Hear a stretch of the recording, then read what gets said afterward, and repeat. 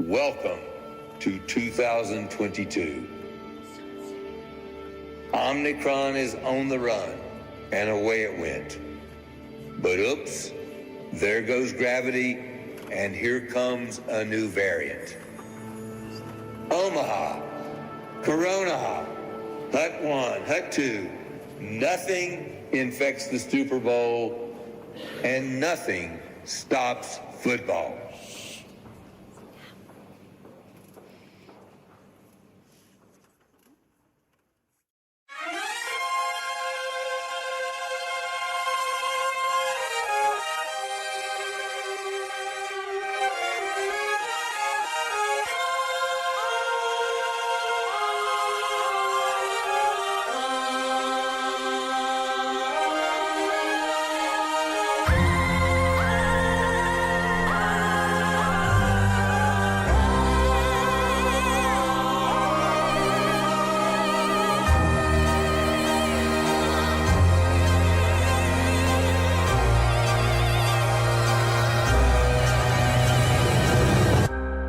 Racism, greed, trauma to brain and spine.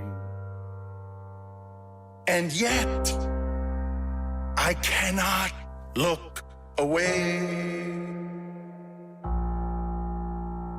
Heroes are dead. Science has their heads. Oh, is there no escape from here? I need to know. It eats my soul. Nothing stops me, NFL.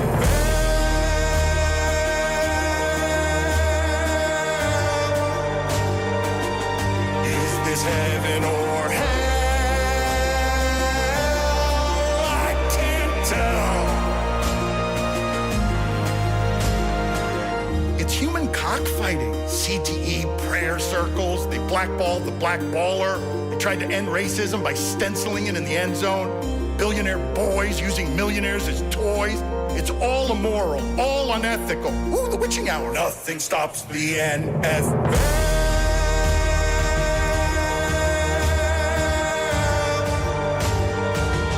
Is this heaven or hell? I can't tell. It's Urban and Snyder and Flores and Gruden, but Kyler, but Kelsey, but Cooper, but Canton. It's cheating and tanking and bounties and banking, but parlays, but face paint, but promo, but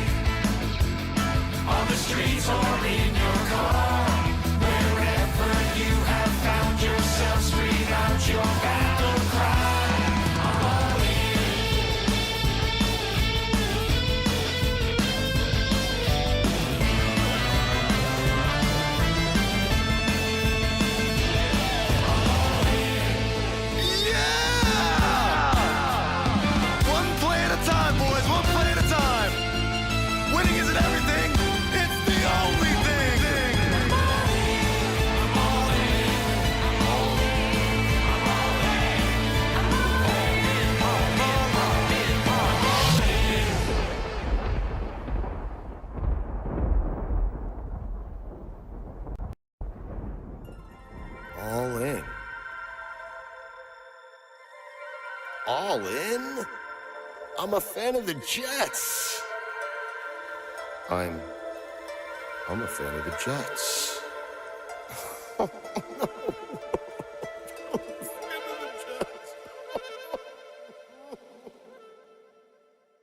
The Jets.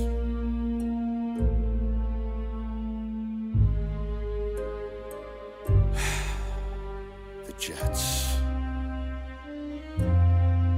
Why this team? The Jets. Ah, the Jets! The Jets!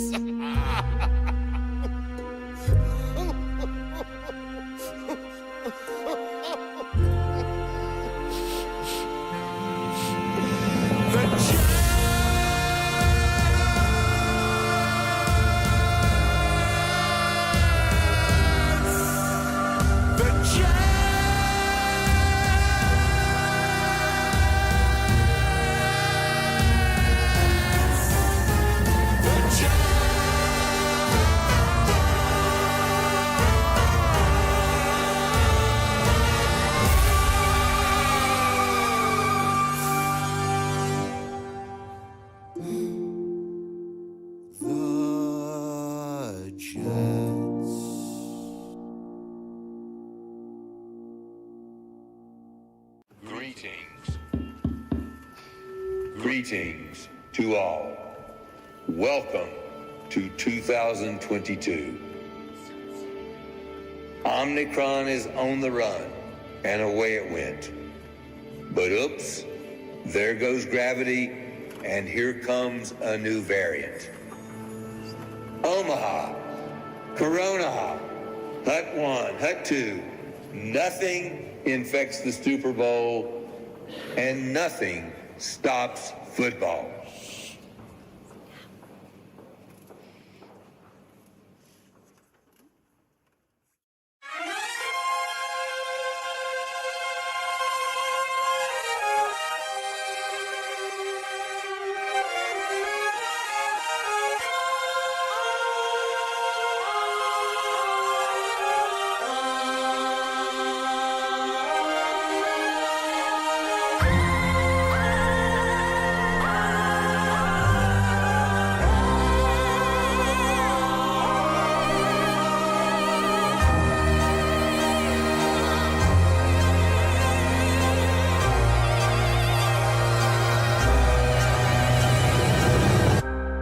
Racism, greed, trauma to brain and spine.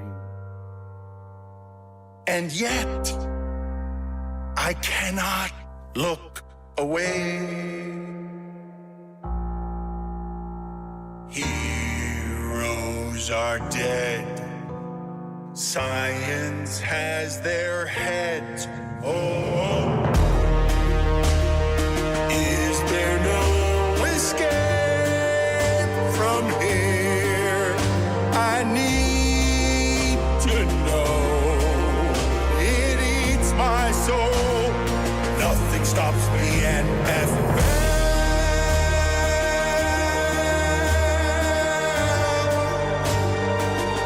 Is this heaven or hell? I can't tell. It's human cockfighting. CTE prayer circles. They blackballed the black baller. They tried to end racism by stenciling it in the end zone. Billionaire boys using millionaires as toys. It's all immoral, all unethical. Ooh, the witching hour. Nothing stops the NFL.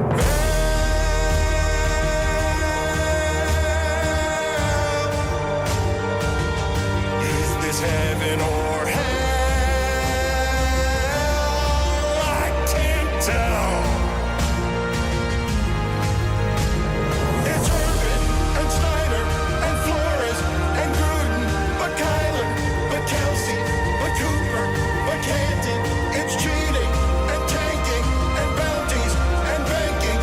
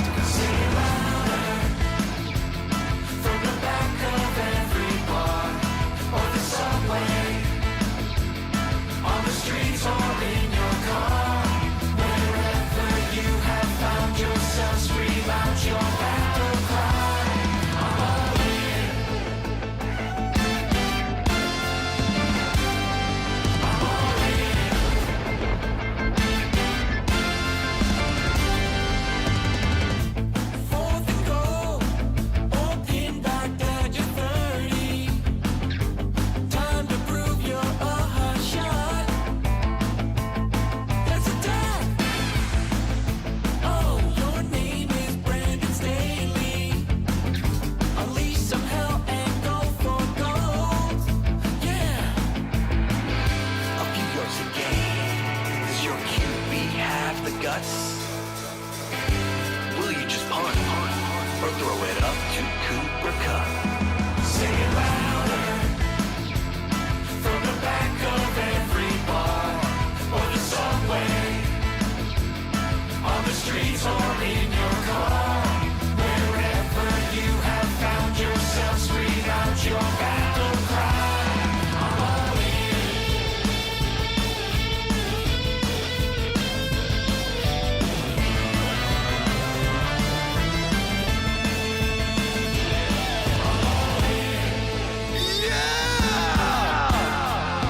One play at a time, boys. One play at a time. Winning isn't everything. It's the only thing.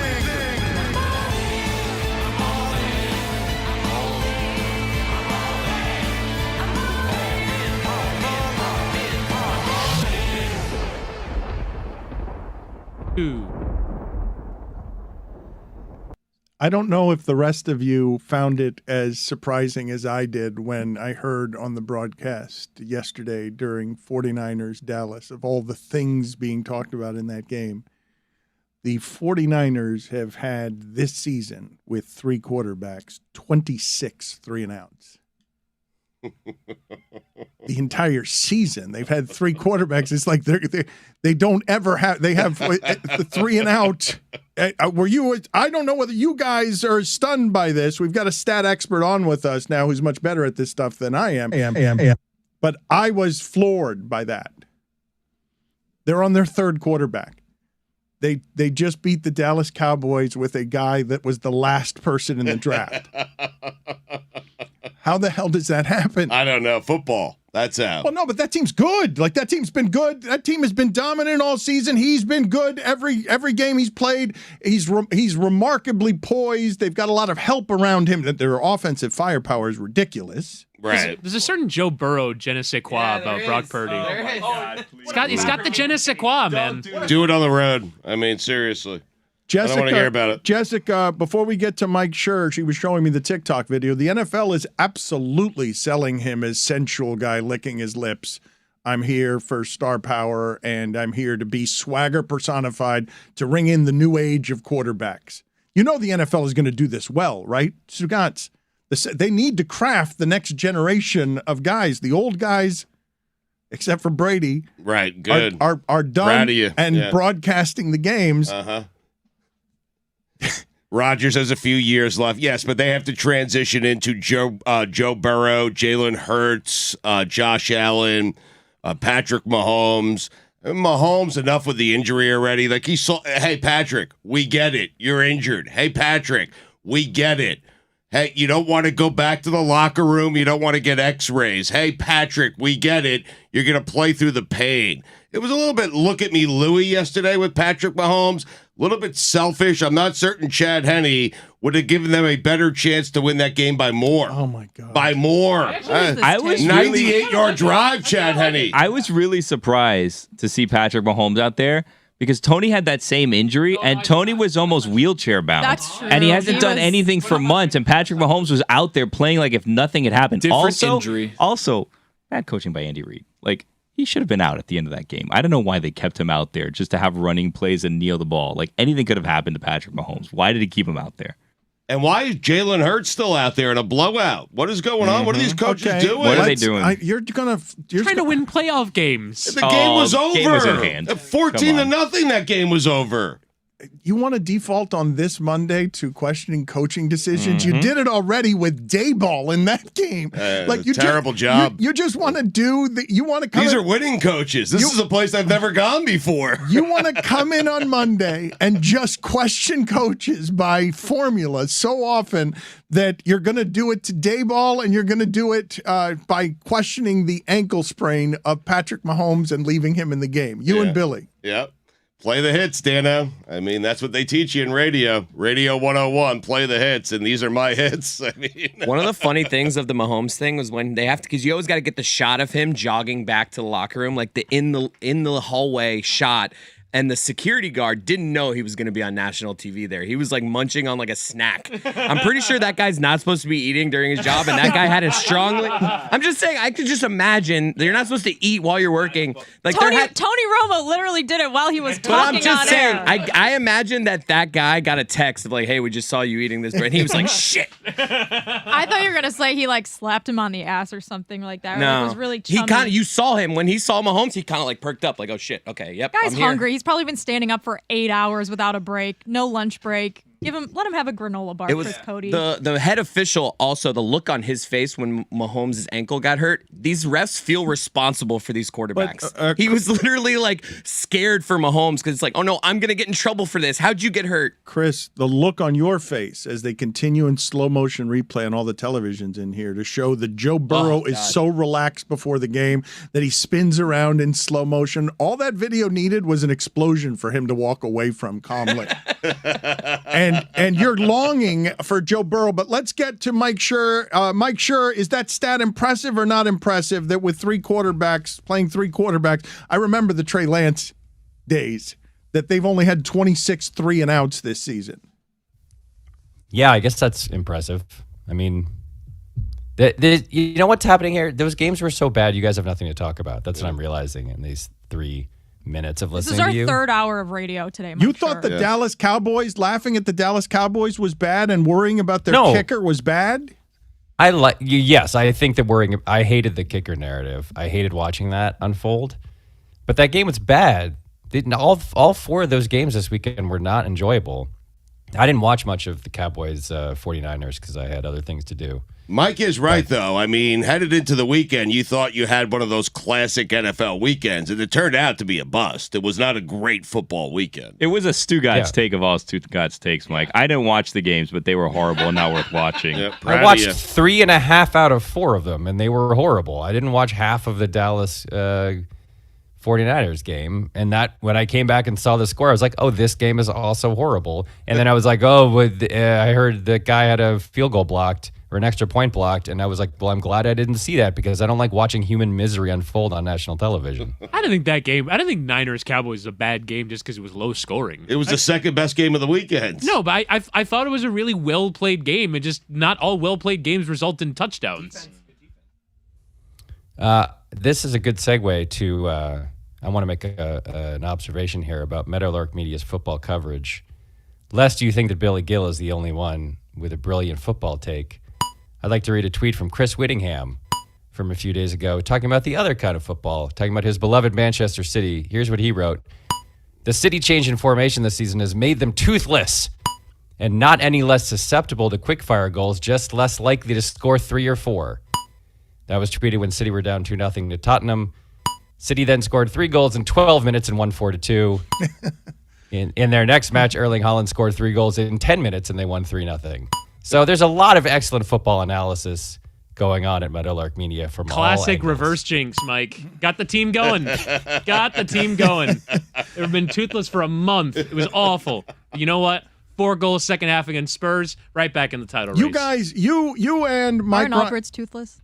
You and Mike Ryan did a wonderful job covering the World Cup, and you got everything wrong, correct? Every single thing wrong. Stugotz does a wonderful job on God Bless Football. He is 1-9 against the spread in the playoffs. I think it's 1-8. 1-3 over the weekend. Tomato. You never point out my great regular season, though. I mean, but I always say do it in the playoffs, and I'm not doing it in the playoffs. I mean, it's legitimately hard to go 1-9 over 10 games. Yeah, I know it is. Yep. I've gone 0-16 before, so nothing's impossible. Twice. 2 times. I'll take my 1-9. Let's do that. It's an improvement. Let's do stat of the day. Start of the day, start of the day. It is your start of the day. Start of the day, start of the day. It is your start of the day. Start of the day, start of the day. It is your start of the day. Start of the day, start of the day. It is your start of the day.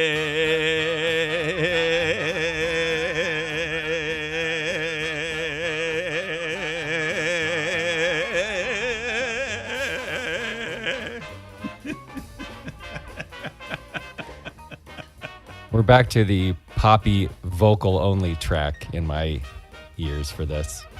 You know what's great is like it dips out completely, and then all I hear is like in the distance. At the end I hear him like, Mike, why are you seizing on a setting on Zoom? We didn't flick the setting on this morning.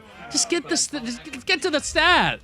oh, someone's a little touchy because I pointed out how bad his Manchester City analysis was. Interesting. Like, do you want me to explain again and have Dan send me to the penalty box again because we forgot to flick original sound on this morning? Whittingham, go to the penalty box, Whittingham. Oh, wow. For the way you're talking to Mike Sure, for the just the general tone of everything you're doing. When I do it and he yells at me, I mean, you get mad at me. You don't get mad at Whittingham. What are you doing? You go to the penalty box as well. I want to talk to Mike Sure for a Wait, second don't here. set him yet. It's a Nick stat. I want him to be here for the Nick stat. Wait a minute. That's not how the penalty box works. I'm making a request before. Then you can send him after to delayed penalty. I want the ref's hand is in the air, but play continues. That is how it works, actually. Yeah, free play. Yeah. Here we go. Saw this on StatMused. Jalen Brunson is averaging 22.5 points a game through his first 40-plus games with the Knicks. But who, Stugotz, can you tell me who was the first Knick point guard to average 20 or more over at least 40 games? Was it A, Walt Frazier, B, Stephon Marbury, C, Derrick Rose, or D, Dick Garmaker in 1961? What's your guess? I'm going to go Dickie Garmaker. How about that? The answer, of course, is none of the above. The Knicks have never in their 75 years had a point guard Wait, so did score you more just than make 20 up a game Dick through his Garmaker? You made up Dick Garmaker. No, That's Dick a real Garmaker, person. 15.6 a game in 1961. Nice little player. Dickie Dick G. Garmaker. Yeah. All right. Delayed penalty is over. Okay. Get out of Someone here. touched the puck. Are we going to open up baseball cards here? Because I thought for sure you'd at least enjoy laughing with us at the last play of the Cowboys season and the last play of Ezekiel Elliott's career. I will happily laugh at that play. play. As a Cowboy. Yes. Yeah. Well, I'll happily laugh at that play. It was exactly the play, essentially, that the Colts ran against the Patriots when there was that weird punt formation, and then they snapped the ball when they clearly weren't supposed to snap the ball, and two Patriots just grabbed the guy and threw him down. But what do you think was supposed to happen? Was he supposed to flare it out to the right or left so that all that phalanx of guards and tackles could move slowly downfield? Like, what was he supposed to do? I think that's the true genius of a terribly drawn up football play is when you watch it unfold and you can't even guess what the good version would have been. I think the good version was hook and ladder back to ineligible Ezekiel Elliott, and he'd transform into who he was 7 years ago and have the speed to house it, I guess. But they didn't account for D'Amico Ryans taking a timeout and asking his team if they were seriously planning on doing this, and then just sending two guys at Ezekiel Elliott. Do you think McCarthy thought he was unveiling? They'll never be ready for this. No linemen. I'm going to play positionless football, and at the end, I'm going to just throw the ball to Zeke, and I'm going to trick them with this 75-yard play.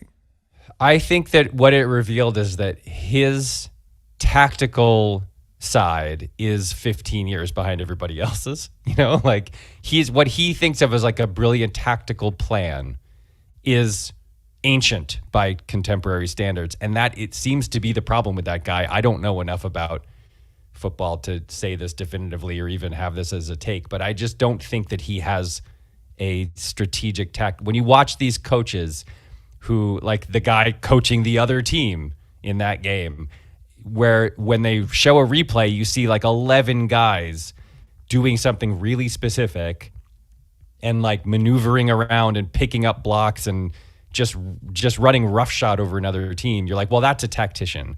And I think McCarthy, it's crazy that he's still coaching one of the premier franchises in the NFL. He's got nothing, that guy. He's had nothing for a long time. McCarthy, the Packers would have won so much more if they had a better coach while Aaron Rodgers was in his prime. McCarthy's quote afterwards was hilarious. Quote, "It didn't get going, but that obviously wasn't the plan." It's not just that play, though. Mike is so right about this. McCarthy, you realize they fooled Jerry Jones in the interview by pretending that he had read up on analytics in the offseason? He admitted to that. Like, he nailed the interview by saying, yeah, Jerry, whatever you want. Yeah.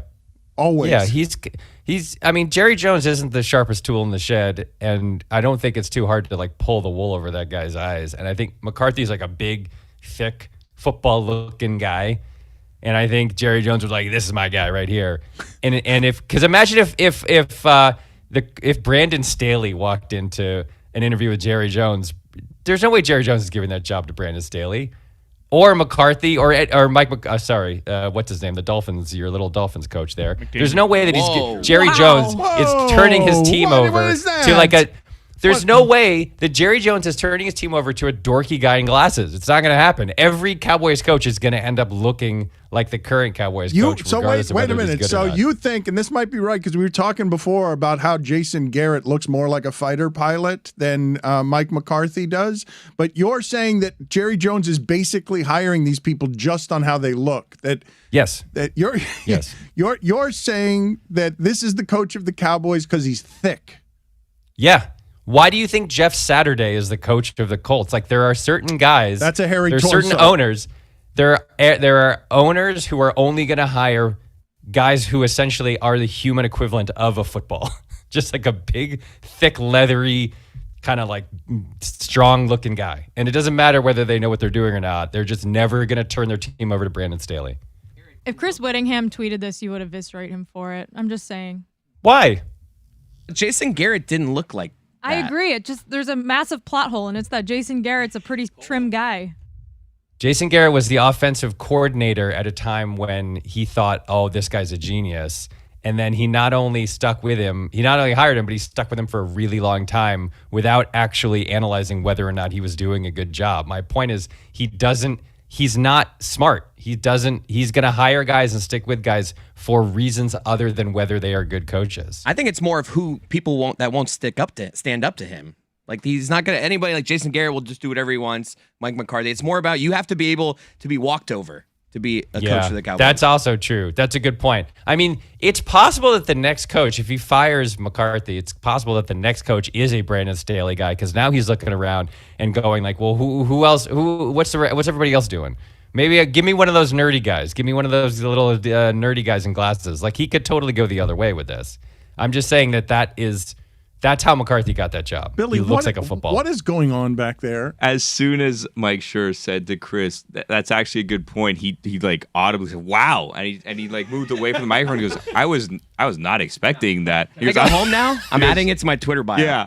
I'm putting it on my Twitter. That was bio. actually a good point, though. He's saying he was surprised. He was a taken aback. He underestimates you so thoroughly at every turn that there was an actually in there, because I think that's an insult.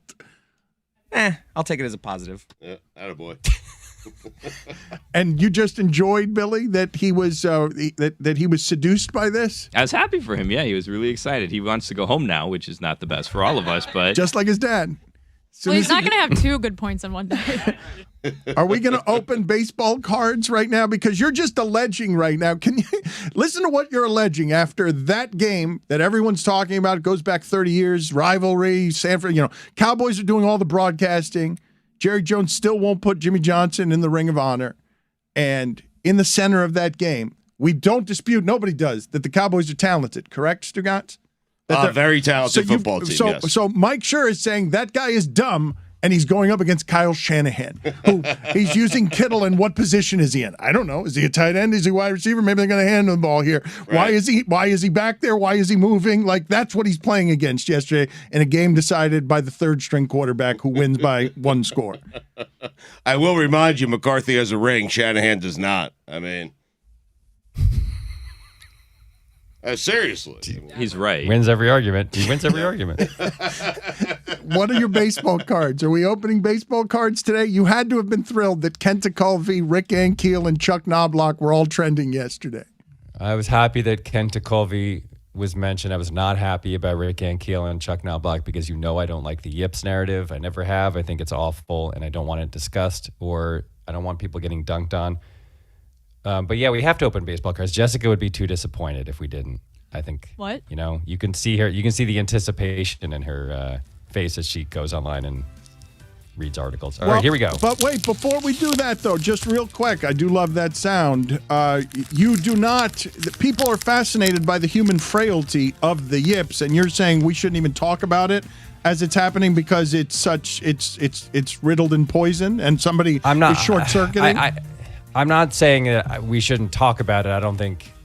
I'm not saying like it's shameful, look away or something. I just don't like whenever it happens, it makes me sad because it means that a professional athlete who has devoted his or her life to the pursuit of excellence has had something go wrong that is not just, it's not failure. It's like it's a mental problem, and that makes me sad. I hated it. I mean, look, nobody hated Chuck Knobloch more than me when he was on the Yankees.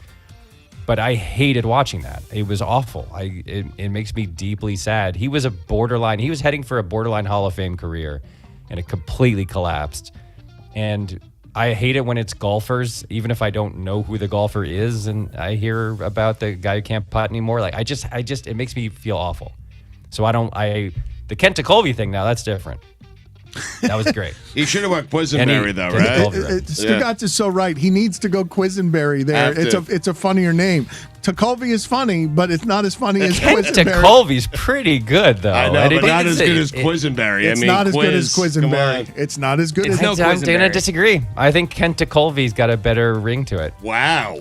I when hearing his name yesterday, thought of a Franco Harris situation. I thought his name was Kenta Colby.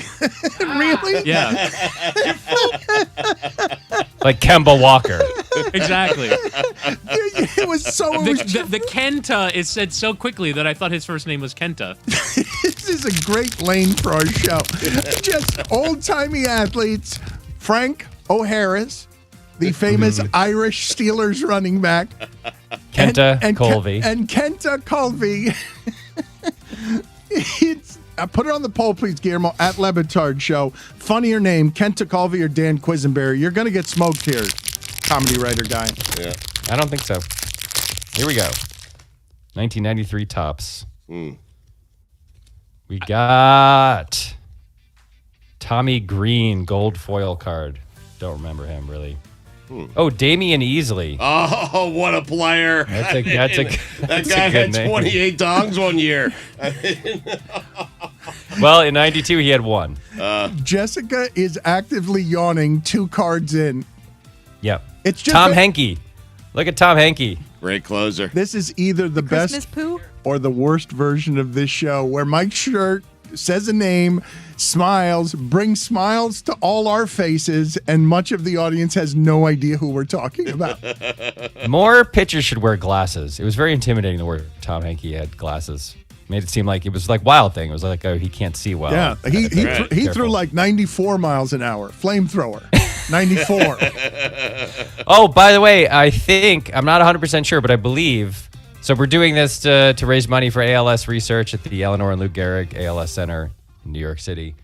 Joe Poznanski and I opening cards, discussing them, giggling about them, and then auctioning some of them off. And you can go to poscastraffle@gmail.com, enter your name in a raffle, hopefully after you've given some money to the charity. But you can go and enter your name to win a bunch of prizes. Listen to the podcast to get all the information. I believe this Thursday, special guest Tom Haberstroh, we're going to open some old basketball cards. Nice. So really, prepare for you that. guys are expanding. So you guys are growing very fast here. You're That's right. You're growing the brand. Basketball cards. It's not stupid enough in enough directions. So we want to open some new avenues of stupid. Here we go. Dan Plesac. Yeah, it's a great name. Great. Great That's name. a good one. Yeah. Kent Merker. The old lefty for the Braves. Remember Kent Merker? Occasional start. Give you a big start in the postseason, Merker. Fifth starter when they only had 4 good pitchers. Speaking of Kents, I was wrong about both names that I thought it was Ken to Colby or Kenta Colby, but not Kent to Colby. That was my third option of what I thought that name was. A real Frank O'Hara situation. To Colby Steve makes Martin more also. sense. Steve Martin. Ken to Colby, I would buy. Todd Worrell. Oh, that is a closer. I mean, That is a pack of closers. Yes. That is Yeah, it really is. You were really throwing. Worrell, Henke. Here's Ron Darling. We've already had Ron Darling. Yeah. Greg Vaughn. Remember how scary Greg Vaughn was for a while? Yeah. 47 homers 1 year, I think, right? Yeah. I think you're right. I know. Yeah. Ben McDonald. I think he was a number 1 overall pick, this guy. He was big-time prospect, big-time bust. Yeah. LSU. Yeah. Yep. LSU, that's right. Joe Grahi. Oh, that's a good name. Grahi's That's great. a good name. Yeah. Because the Spanish version is body odor. That word in Spanish is grajo. That's what it always makes me think of. What does John Vanderwall make you think of? They're such good names. It really The is. Winklevoss twins for some reason. Are you done yet? You can get more of these cards on the podcast, as he said, with Joe Posnanski. Stugotz. Yeah. Uh-oh. Stugotz. What's he going to pull out It's here? Andre Dawson. Oh It's my Andre God. Dawson. Hawk. The Hawk. Oh, my God. MVP for a last-place team. See you later, Mike. Good talking to you. Good seeing you. Bye. See you, Mike.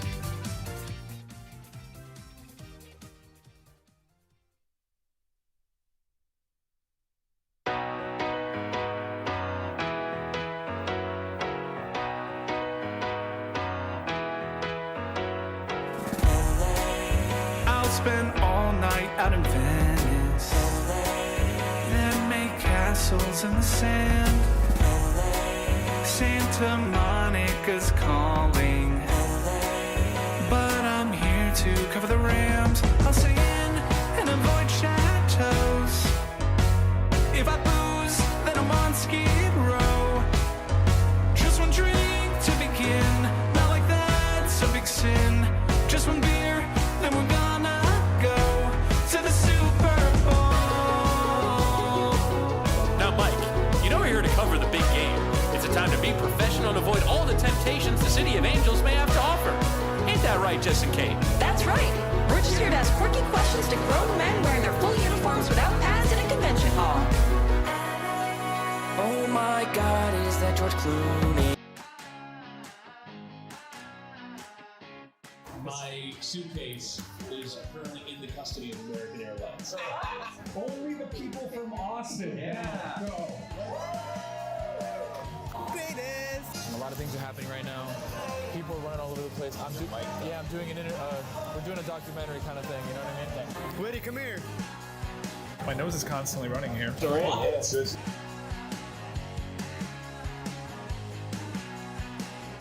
We're in the midst of it right now. That's my solo, by the way. That's my solo, by the way.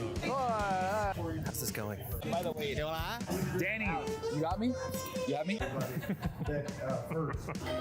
He doesn't believe me. That's my solo. Sorry. Yes. And Danny knows. Danny's behind the camera. Danny has been mixing me for 6 years.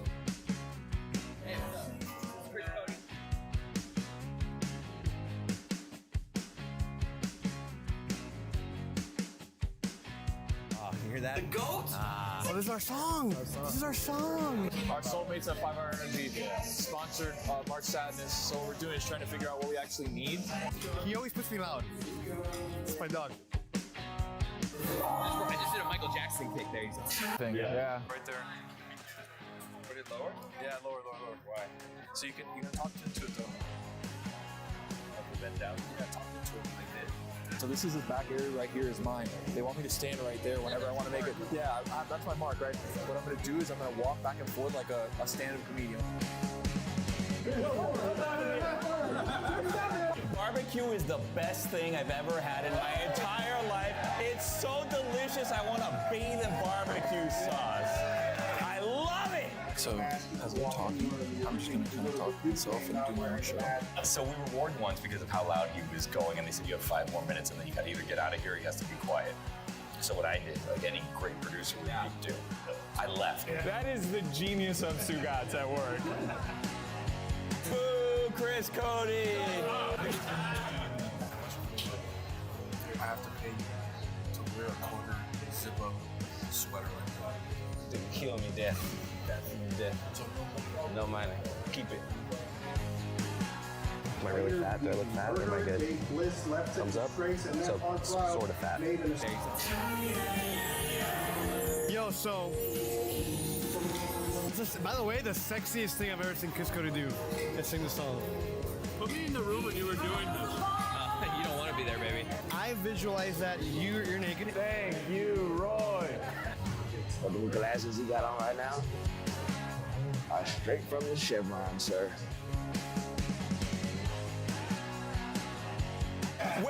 Wait, remember that moment forever.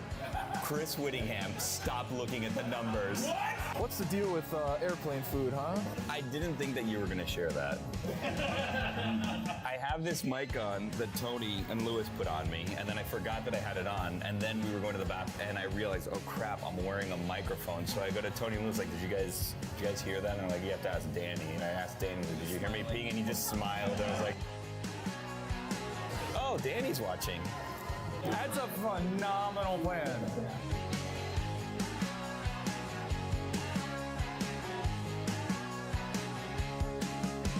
Yo, get the fuck up, Austin!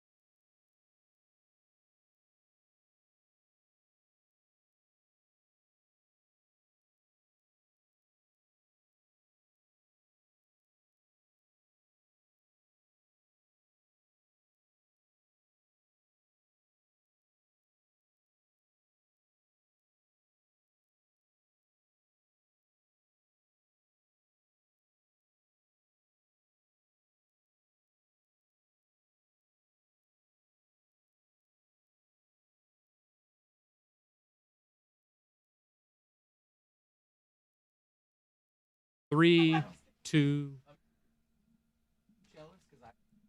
I was disappointed earlier in the show that I couldn't seem to interest you guys in what might have been a dated conversation on Friday with Shannon Sharpe trying to fight the Grizzlies. He has now apologized pretty profusely for his behavior that night to Dylan Brooks, to everybody. He has apologized. I wish he had not. If you're going to be the wrestling character, please be the wrestling character. Don't like, just, I understand. Yeah, the apology, though. Did you hear the whole apology? I did not. You know, and part of the apology is like, you know, Dylan Brooks took it to another level and I should have de-escalated. I shouldn't have done it. So that's really the apology is that he let Dylan Brooks let things get out of control, which is not really an apology. I mean, he has to be, he's talking for 3 minutes. I just got it. I have not heard all of it. On those shows, everybody needs to talk for 3 and 4 minutes. So what I heard was a lot of apologizing to a lot of people. And weak sauce. On what you said. Don't apologize for anything.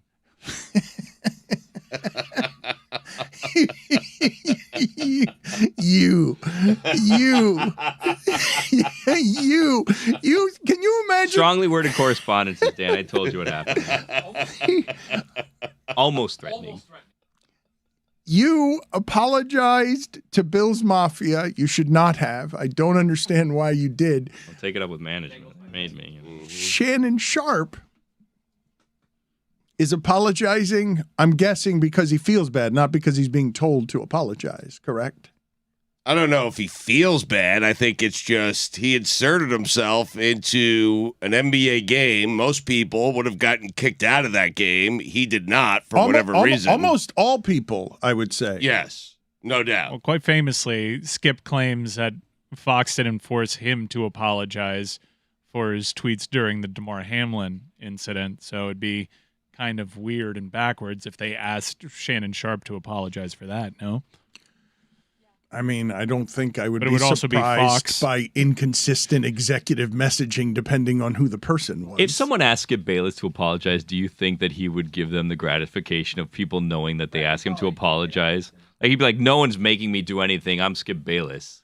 The part that I was disappointed that you guys didn't buy on is just how wonderful it is and stupid that after Cowboys 49ers, a great epic rivalry in that sport, America's most popular 3 decades, that the analysis is Stephen A. Smith, face of one network and a kind of television, just laughing at the Cowboys. Skip Bayless throwing away a Dak Prescott jersey in a poorly made video that imagined, like everyone else, he rummaged through that can and got it right back because he wasn't throwing it out. This says Shannon Sharpe shills liquor while yelling at a camera about, how right he was about the Cowboys.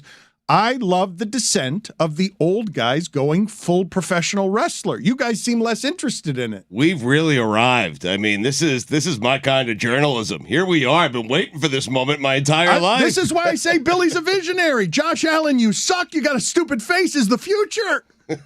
Not exactly how that went. Again, threatening digital correspondences. Josh Allen, you suck. Josh Allen, you have a stupid face. Buffalo Bills, you suck. You are, according to the internet, 100% right today. I'm wrong. I'm a fool for thinking the Buffalo Bills were going to be any good. I'm a fool for thinking, how could they get embarrassed or blown out? They've only lost a game by 2, by 3, by 3. They're going to lose at home to the coolest guy in the world? Social media team 103840. Dan says Josh Allen has a stupid face and the Bills suck. Clip it. Not my analysis. Cut out the He other said it part. stridently. Clipping it. Remove all context around it.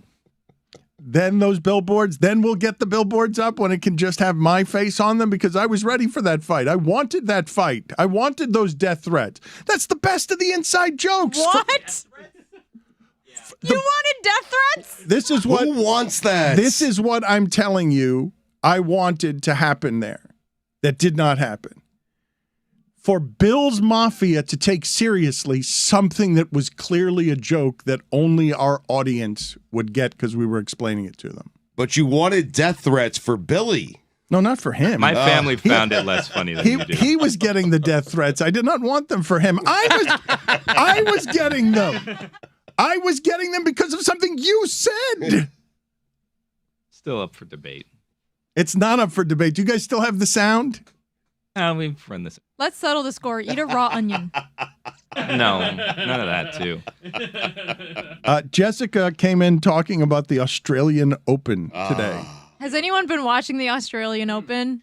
Not as much as I normally do. I mean, bandwidth. I have, but I have no idea what's going on. I became a tennis fan like 4 months ago, kind of like how I became an F1 fan like 2 years ago. And there's this new Netflix show called Breakpoint, and I have to keep reminding myself it's called Breakpoint because I kept calling it Point Break over the weekend, and my boyfriend was making fun of me. But it's basically like Drive to Survive for tennis, where they follow 8 tennis players around throughout the season in 2022, and then tell a story for each player and like each tournament and everything like that. And I've gotten to like episode 3 or 4, and it's extremely formulaic, and I don't think it's as good as Drive to Survive, but it has gotten me very interested in the Australian Open. And this tournament has been really fun to watch. Although, again, I have no idea what's going on. I just figured out the scoring like in August during the U.S. Open. And I will say one other thing. Their logo sucks. It's a terrible logo. I hate the logo. I kept seeing the logo, and I thought it was that, that brand like On Cloud or whatever. It's a bad logo. I thought it was that for a few days. And then I was like, no, it's actually the logo of the tournament. It's a bad logo. But it's a great tournament. Even though some of my faves are already out. Coco Gauff last night. Is it a great tournament, or do you just like the show on Netflix? I don't like the show on Netflix. I like the tournament better. Mm-hmm. It's been very fun. There's a bunch of Americans still in it. Jess Pegula also, who was wearing a number 3 on her skirt for DeMar Hamlin because her parents owns the Buffalo Bills. She's in the quarterfinals. Sebastian Korda is in the quarterfinals on the men's singles side. He beat Medvedev the other day. I'm learning all of these people for the first time. Although I do know Sebastian Korda because his sisters are both LPGA players, are very good. Nelly Korda. And then there's 2 other Americans. So there's going to be an American in the semifinal. Tommy Paul or Ben Shelton are playing each other in the quarterfinals. I don't know who either of them are. It's 4 first names in these 2 people's names, but there will be one of them. They're probably going to have to play Novak Djokovic. So I highly recommend. You watch the Australian Open, Dan. This is my tennis minute. Thank you for noticing. You watch the Australian Open at night, and you wake up and it's still on. It's the best. Yeah. Time. Can we do a minute on Point Break now?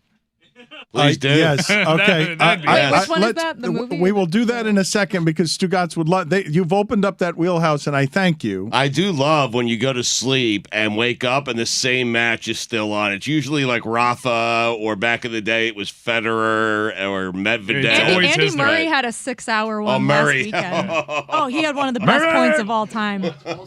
These Formula One show producers are really riding this wave, huh? Yeah. A golf show, tennis show. You think they can come in here and do one for us? They picked a good year for the Show. golf show, though. They picked a great year for the golf show. I don't know. I mean, yes, they did. I mean, any other year would have been really boring. But I still think like I don't know how popular the tennis one is and how well it's doing.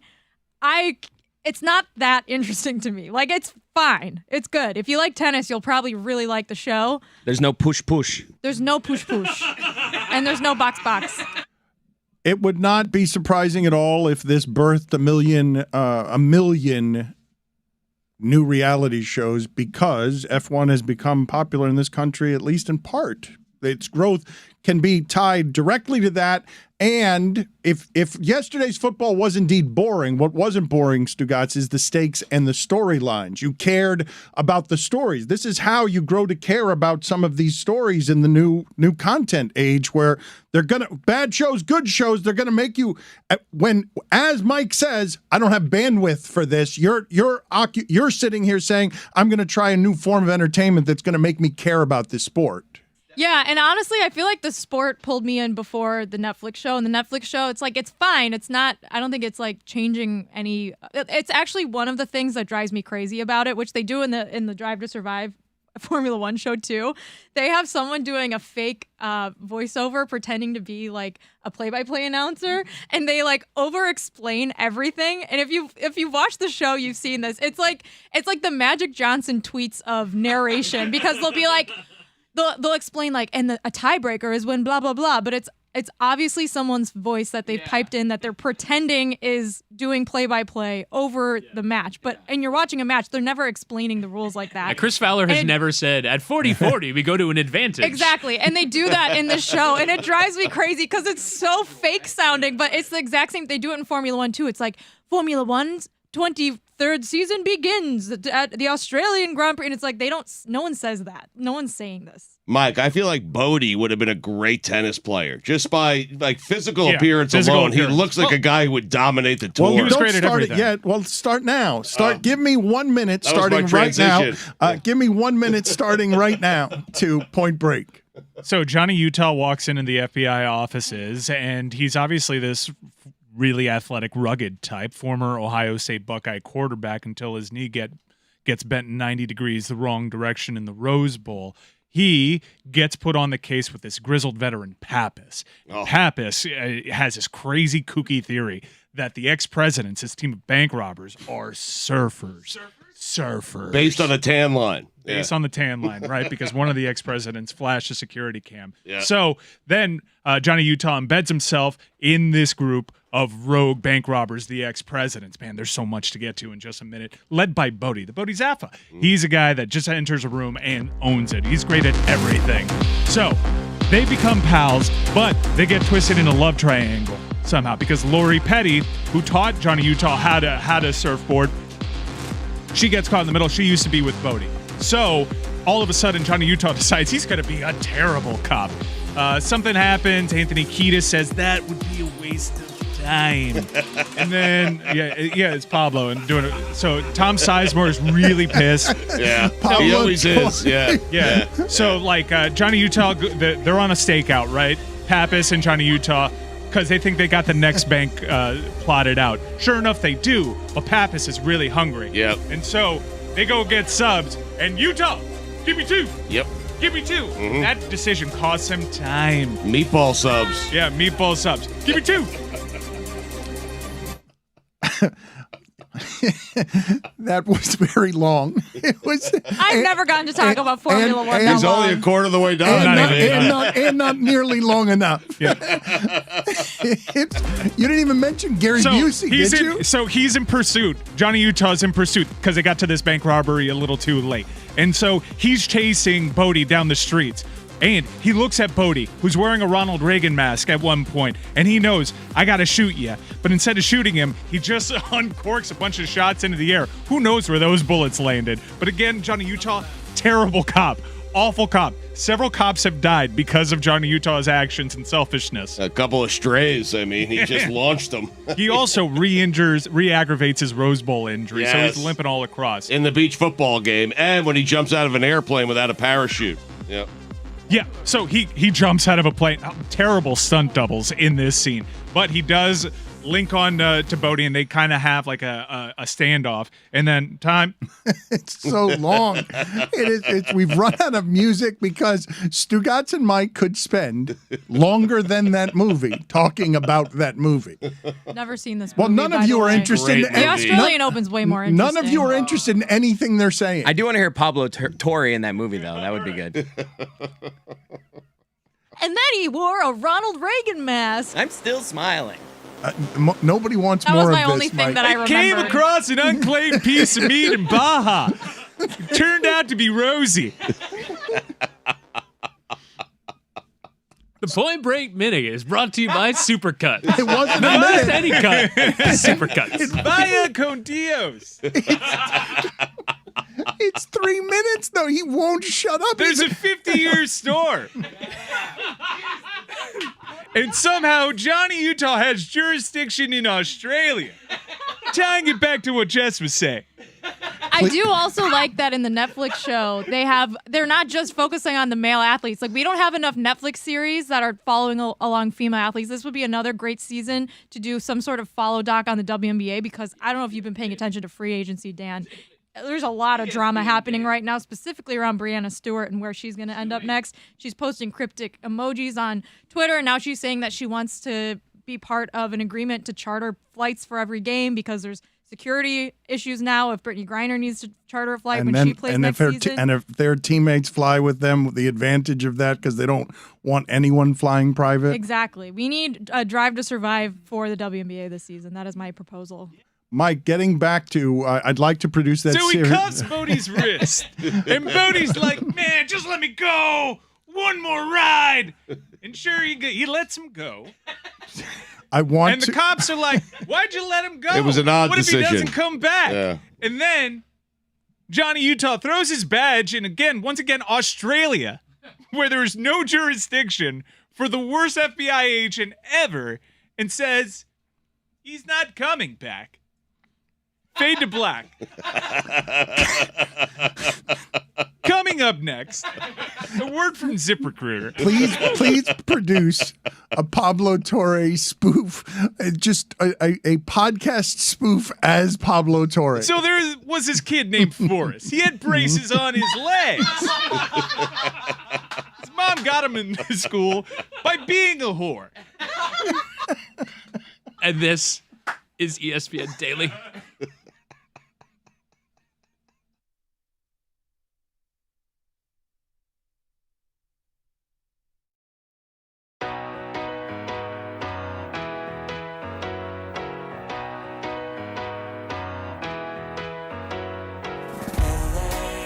I'll spend all night out in Venice, then make castles in the sand.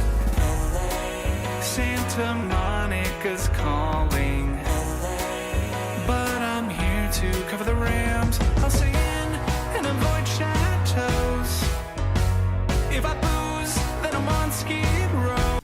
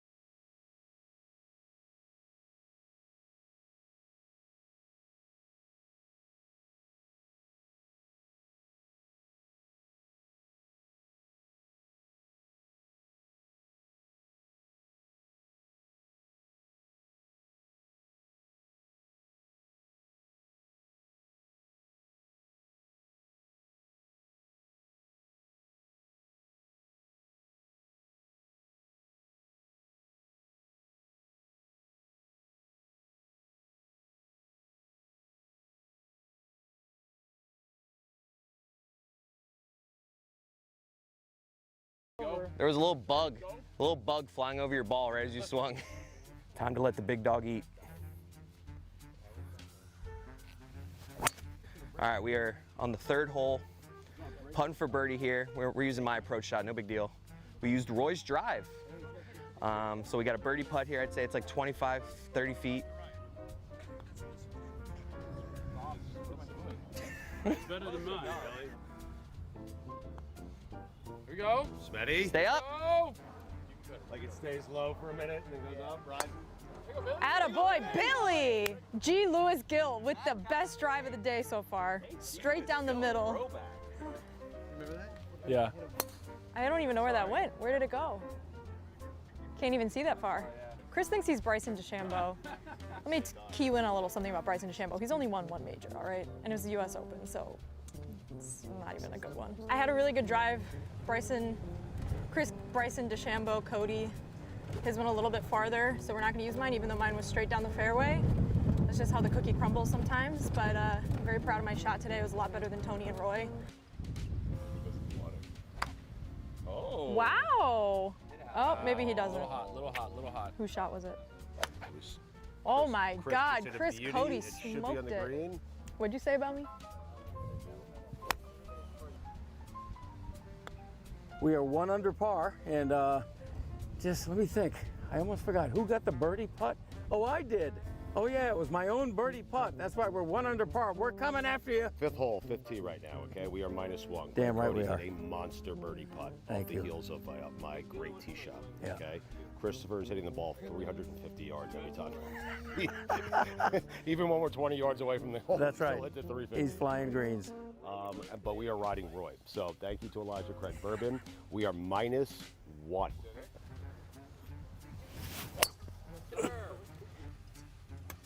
Did you get through that? I like the sound of that. Don't tell me I outdrove you. If I outdrove you, that'd be a career first. And we are 1 under. Impressive, right? Wasn't because of me. I sucked today. Roy Bellamy with his approach shot here on 6. Well, I hit over the ball and hit the top of it and bounced off the rough and into the fairway, but I hurt my hand. Now, I would say Tony really is desperately trying to make a contribution to our team. He hits a putt. It's going to be closer than Greg, though. Oh, good. Okay, Good. decent speed. Right here, Bill. This should be it right here. There you go. That's it. Oh! What's up, Alma? I'm not a bad golfer. And I know it's a bad thing to say when you have to start off saying I'm not something, but I'm not a bad golfer, right? My clubs are too short, that's one. You know, it usually gets me 5 or 6 holes to get going. The thing is when you're playing 9, you don't have 5 or 6 holes to get going. Like, it's embarrassing. I even put on my Apple Watch, hey, I'm golfing today. And my Apple Watch laughed at me in positive because it's like, no, you're not playing golf, you're garbage. So see if I can put a little something on this one. Playing orange balls, I don't know how I feel about that. Hole! Get in the hole! Get up, get up, get up! Look at you. Yeah, this is for birdie. Elijah Craig Bourbon Challenge against Max Homa. So we are -2 right now. Homa was +2. It would take a meltdown of epic proportions for us not to win this. If we get a 9 on this hole. If we get a 9 on a par 5. What do we win? We win an Elijah Craig Bourbon autographed bottle from Max Homa sent down to us. Okay? The 18. Yes, the 18. The 18. That is exactly right. Roy has 4 birdies today. He's -4. The Codys, father and son, both have big birdie putts for us. Yep. Everyone's made a contribution, I feel like. I do. I feel like everyone's ball at some point. Yep, we just played Tony's ball. That was his contribution. Billy's ball yet? Oh no, he made that putt. Billy made a big putt. Yes, Billy made a big putt. Jess had a big drive. Chris has had 8 big drives. I mean, Greg Cody, big putt. Chris Cody, big putt. Par 3 shot. We had Roy's shot, a drive on 3, I think. Tony hasn't made a contribution. Oh yeah, Tony's approach. Tony's approach. Yes. Okay. Homa, this motley crew is better than you. So I think it's.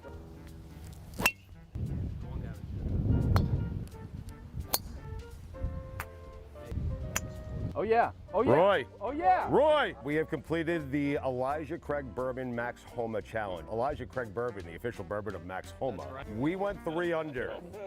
Homa, you're a professional golfer. You were +2. We are the furthest thing for professional golfers, and we went -3. Let's have a toast because it's been a beautiful day. We were birdieing up right, left, and center. We had 3 birdies. Roy Birdamy here had one.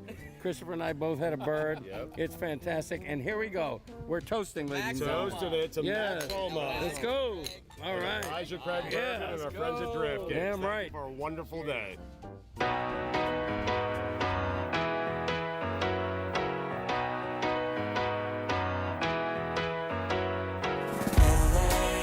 I'll spend all night out in Venice, then make castles in the sand. Santa Monica's calling, but I'm here to cover the Rams. I'll stay in and avoid chateaus. If I booze, then I'm on Skid Row. Just one drink to begin, not like that's a big sin.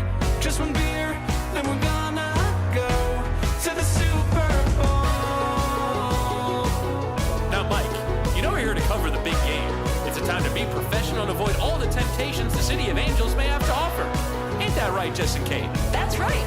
We're just here to ask quirky questions to grown men wearing their full uniforms without pads in a convention hall. Oh my God, is that George Clooney? It is! Baby, one scotch at the Roxy. Come on now. One shot at whiskey a go-go. There we go. Now we're drinking to avoid temptations, but a job to do. Professionals with a drink or two. Just a thimble of gin, and then I'll be locked in. After gin, then we're gonna go to the Super Bowl. To the Super Bowl. Super Bowl. I mean, we have been locked up for a while. Yeah, there's no rule against covering the big game and enjoying La La Land. Wait a minute, it's the Walk of Fame. So much to see instead of the big game. And the traffic is bad on La Brea. So come on, join me in popping tequila. I'm just here to drink and find Lewis Hamilton. Hey guys, Kyle Brady. You gonna shotgun a beer or what? I don't feel so good. I am genuinely fucked up right now.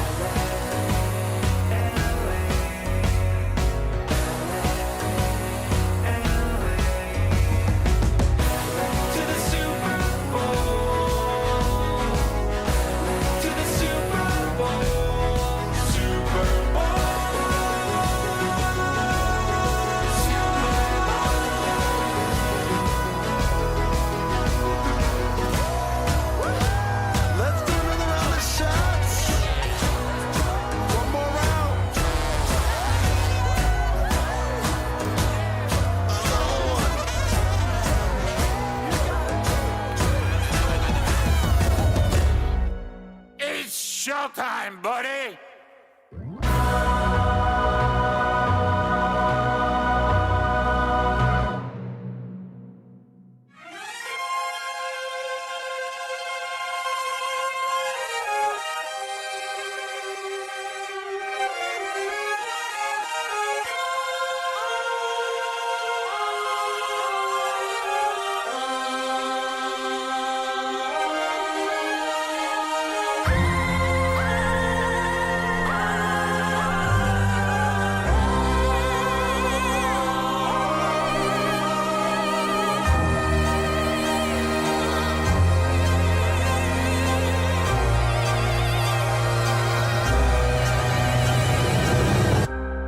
Racism, greed, trauma to brain and spine.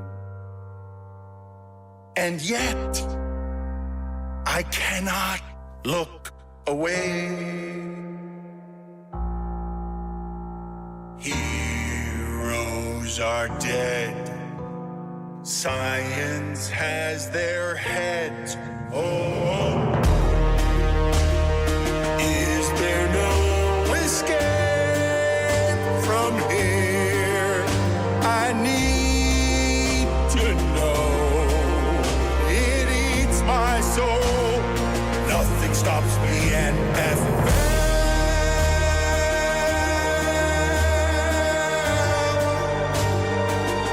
Is this heaven or hell? I can't tell. It's human cockfighting. CTE, prayer circles, the black. It is time for Stugotz to share his game notes. No one in the media will tell you what happened better than my boy Stu. Weekend observations brought to you by Miller Lite. Great taste, 96 calories, available for delivery. Dan, they had the biggest sports radio show in the country for a good 15 years on WFAN in New York. Maybe the biggest in the history of sports radio until we came along. They split 15 years ago and haven't done much together since. But Dan, on Wednesday, against Christopher Russo's will, that all changes. And they will be reunited on, of course, First Take. And Dan, just like that, make no mistake about it, Mike and the Mad Dog are back. What an exciting time. It really is. Jessica, why are you shaking your head? They will beat. They'll beat. It's tough following them Yeah, sometimes. it is. I had a lot going on there. Dan and I were having a discussion. One of my kids is texting me. I mean, Cancun, playing in the sand, Molly. Your kid is texting you about this? Yes, weird. Is there anything more 2023 than Shannon Sharp fighting with John Morant's dad? Report, Anthony Davis could be back as soon as this week. My report, once he does come back, he'll likely be out again within a week. He's coming back, though, Dan. AD. Did you see any of what was happening between Patrick Beverley and Damian Lillard yesterday, where Beverley is running around pointing at his wrist and saying it's not actually Dame time? There was football on yesterday, Dan. Yeah. Playoff football. But God almighty, that was funny. Beverly, they were down 25. The Lakers were down 25 at the half. Right. And he's fighting with Damian Lillard. Playoff football, Dan. Kyle Filipowski. Classic Duke name.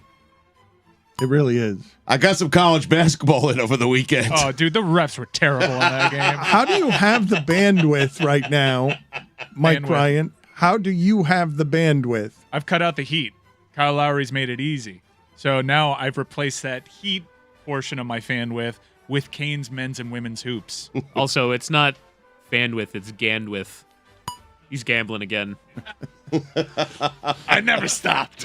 What? Never.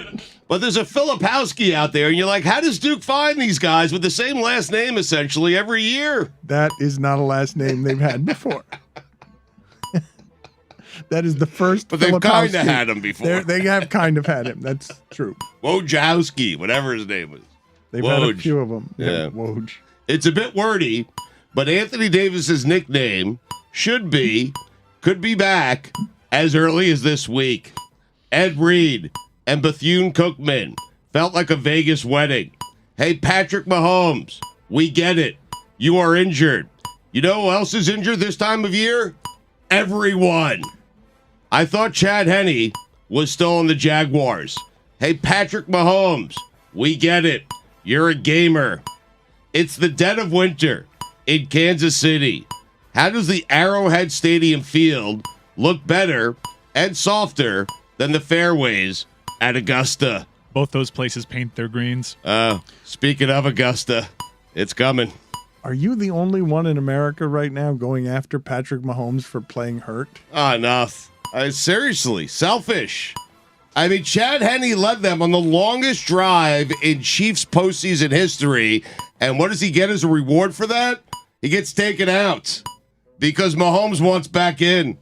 You enjoyed when Mahomes was standing there peering onto the field, like just staring holes through the back of Andy Reid's head. And Chad Henne had to endure that. And he led the team down the field. That was impressive. Yeah. And after the game, Kelsey giving all the credit to Chad Henne, Mahomes, who they interviewed first, forgot to do it. And so then Mahomes needed the microphone back so he too can congratulate Chad Henne. Get out of here. He wasn't happy for Chad Henne. Chad did good, man. Was that Alex Jones?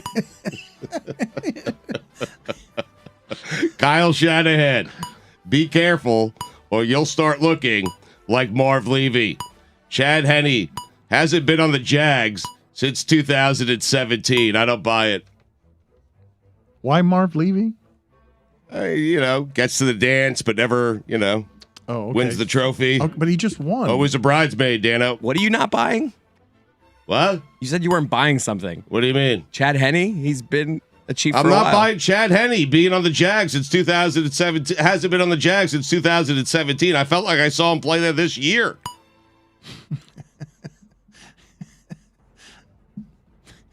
I did. Your tongue is heavy today. Brock Purdy, congratulations on doing it again. Now do it on the road. And if you do it in the Super Bowl. Dan. I mean, what? What? He's a rookie. He hasn't won a road game yet. He hasn't played a road game Well, yet. he's got one coming up. Do it on the road against Jalen Hurts and the Eagles. And if you do it there, do it in the Super Bowl. But then what does Not that ask do? you too much. What does that do to your Jalen Hurts take? I don't know. If he doesn't do it on the road. It's conflicted. What other rookies has Kyle Shanahan had? Because he did say he's the most poised rookie he's ever had. Ever, period. Any position. I was assuming he was talking just quarterbacks, but Johnny Manziel. Trey Lance. Yeah. Okay, so not great ones. Mm-hmm. It's a weird take by you, Stugotz. Brock Purdy is the last player in the draft. He's been great for them as a rookie. You're already applying pressure to Brock Purdy. I mean, none of this matters because Brady's going to San Francisco next year, even if he wins the Super Bowl and Super Bowl MVP. Stugotz, I'm not going to lie to you. I expected yesterday somehow Brady to win. I was like, there's going to be a plot twist here, and he's going to end up in the Super Bowl again, correct? It felt odd having divisional weekend without Tom Brady. Did it not? It did. It was weird. It was strange. Yeah. Games were shit. Mm-hmm. Kyle Shanahan has had Kirk Cousins, so that's one quarterback he's saying is better than. But he said all positions. Every position. Yeah. Dan, you know what the P in Isaiah Pacheco stands for? I do not. It stands for Punisher. Watching Chad Henne go 98 yards really makes you think a little bit about Patrick Mahomes. I don't know what. Just a little bit. Are you trying? How come we never say anyone could win in Andy Reid's offense? Because a lot of people have won in Andy Reid's offense, including Alex Smith. Stugotz, you have made yourself known. You want Burrow to be the best quarterback. I don't know what that was.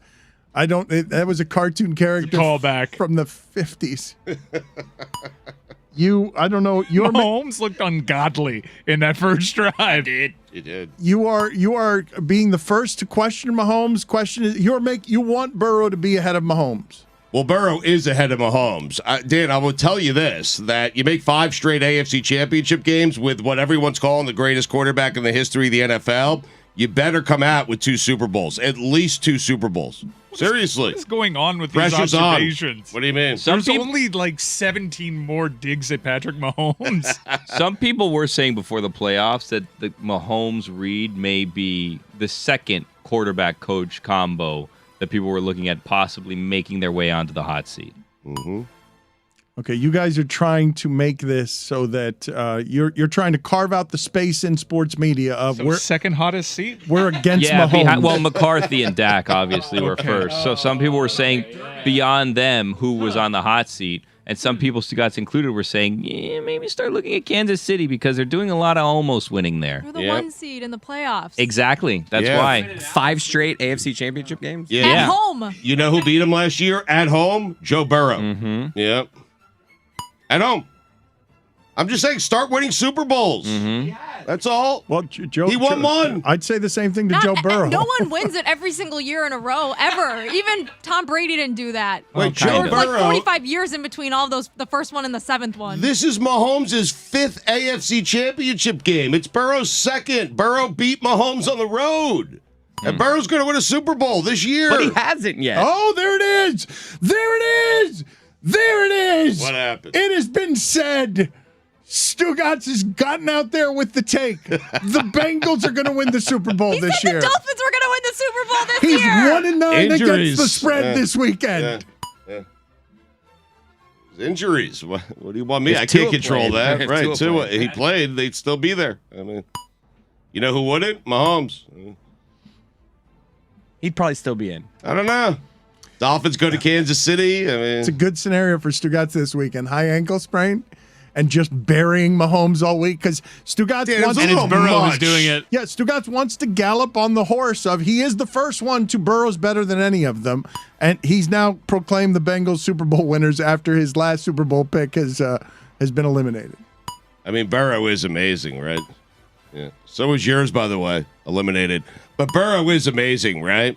Like all that stuff going on, the emotion and just, walks right in, bing, bang, boop. Joe Cool. 7-0. Perfect place for him too, because that defense. Nobody's talking about that defense. That defense is really good. Right. They make great quarterbacks not look great. Dan, sorry. The low ankle sprain needs a better PR agent. What happened? Put it on the poll, Guillermo, at Le Batard Show. Does the low ankle sprain need a better PR agent? Dan, as long as there's an NFL, there will be a job for Steve Spagnuolo. Put that on the poll as well. Spags. Put that on the poll at Le Batard Show. I think we've done that before. As long as there's an NFL, will there be a job I think for last Steve week it was Jim Spagnuolo? Schwartz. I mean, Free for all. Chris Cody just made Stugotz apologize to him during his own segment. what happened there? I don't know. I mean, I cut him off. It was rude. One of my favorite things is when Chris Cody's trying to work in a tight window, steps on somebody, and then his arm goes out as if he's had a seizure because he feels so bad, and he starts kicking himself. Starts. That's why I apologized. I know. Takes these things badly. Sorry, Hey, Chris.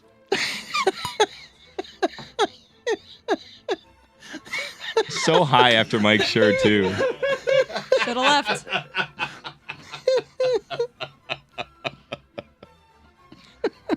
Harrison Butker, greatest tackle ever by a kicker. Go ahead. Name a better one. I'll wait all day. Anyone? We don't have the list of great tackles Matt Bosher by had kickers. some good ones. Bosher. Oh, wow. Guy was like a linebacker. The Chargers and their fired offensive coordinator would have won that game by 14 points. Mike Tirico, for the love of God, stop telling us about how difficult last year was for Trevor Lawrence without saying his name and telling us why. I can't stand Tirico. I'm sorry. I don't like him. He's not a great play-by-play guy. He's not. Oh, no. He's not. He's not. You didn't say his name either, for the record. What do you mean? Urban Meyer. Say his name. It's You not do- my job. I'm you- not calling the game. If you say his name one more time, he's going to show up at a TGI Fridays and get dry humped. At least 7 Chiefs had a greater impact on the Chiefs winning that game than Patrick Mahomes. Isaiah Pacheco, Frank Clark, Harrison Butker, Travis Kelce, the offensive line, Chad Henne, and Steve Spagnuolo. Spags. Thank you. At least. I'm not even including Mike's Kadarius Toney. I mean, Mike loves that guy. A little bit overblown, talented, but he had a decent game. Hey, he's not Mike. He's your guy. You have a weird explosive. obsession with him. He's I a good mean, weapon. It is strange to call him Mike's Kadarius. he's all Mike. He's all Mike's. To be fair, no one is more invested in the success of Kadarius Thank you. Toney. Thank you. Tony's right there with me, alongside. I mean, but Mike really loves him. Mike thinks he's the best wide receiver in football for some reason. It's a weird infatuation. Yeah. How is I also like. Oh. What? Sorry.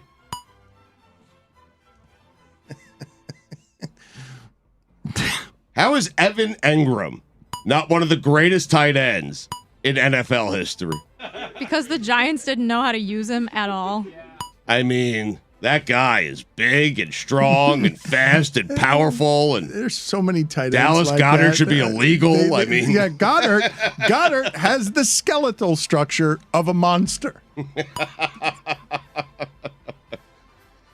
Dan, sad weekend. A tip of the cap to Sal Bando. Rest in peace, Sal. It's a great name. It is a great baseball name. Decent hitter, right? That's quite a eulogy, Stugotz. You really, He was a decent you hitter. really poured it on the heartfelt feelings. He's one of those guys, Bando. As they lower the casket It should have into been the ground, Stugotz Hey, stands Mike, over. Sal Bando died. He was a decent hitter. Don't trust Stugotz with the eulogy. Decent hitter. Want to argue about it? Okay, below average. At least someone mentioned Sal Bando on the show today. I mean, that is yes, that is true. That is not certain that's a good thing or not, but he had to be mentioned. There are a few better feelings than quietly sneaking into the back door. It's the best. Oh, I love it. Why do I imagine Jerry Jones arriving home last night. You were talking about Jacksonville, right? Yes. And seeing Sean Payton is waiting outside on the porch. That night we had. In a nightie and some sort of lantern. You think he was? Yes. Yes. What we do this all the Why time. a lantern? Because we do this all the time with people of a certain who we did this to Joe Philbin. How's he coming down the stairs with a lantern and a stocking cap? Why? Because physically he looks like he would haunt your home. Nobody sleeps in those, correct? You don't know a human being who sleeps in a stocking cap. The stocking cap industry is not doing well, I correct? slept with socks in my hair last night to make it curly. I think it had its best year ever last year. I'm going to check it out. I'll check it out after observations. What are they called? Stocking caps? You're talking about whatever is a sleeping cap. You're talking about the old-timey thing someone would climb downstairs They had a with. good year last year. It's They what did. like COVID. Scrooge wears. Yeah. People were buying weird things during the pandemic. I'm telling you, you'll see. Like I'm not going to be surprised if I look it up, and those stocking caps had the greatest year they've ever had. Stugotz, I was just thinking this morning. Remember those things everyone had on their key that had a hook and then like a little like point that you have to like stab everything with, and then like hook things to open doors. What happened to those? Because there has to be warehouses full of them, right? They're with the fidget spinners somewhere. Dan, you know the Eagles' offense gets yards? Yes. They get them in big chunks. Were you going to say that? No, Sorry. it doesn't matter. Our timing, it's been a little off. Of course, Peyton Hillis was released from the hospital over the weekend after rescuing complete strangers who were struggling to swim off the Pensacola coast. He lives in the woods. I think you're confusing the Blaine Gabbert story. Yeah, I think they were his children. They were his kids. Yes. No, it's Peyton Hillis. No, I think they were Peyton Hillis' It was his kid. kids. I don't think they were complete Blaine strangers. Gabbert saved complete strangers. They weren't complete strangers? His children? I don't want to get into the relationship. I don't think yet it was with his them. children. I see a headline: Peyton Hillis I don't- discharged from hospital after saving his children. Oh, his children. Not complete strangers. I Okay. don't know. Strangers to someone. This says it was 4 people, 2 adults. Yeah, and it just 2 said 4 children. people. It's very vague, the story. Okay, no. It was? I mean, Smetty is telling you. I thought it was children, but then I went on ESPN, and this is from January 21st, and it says 4 people. Yeah.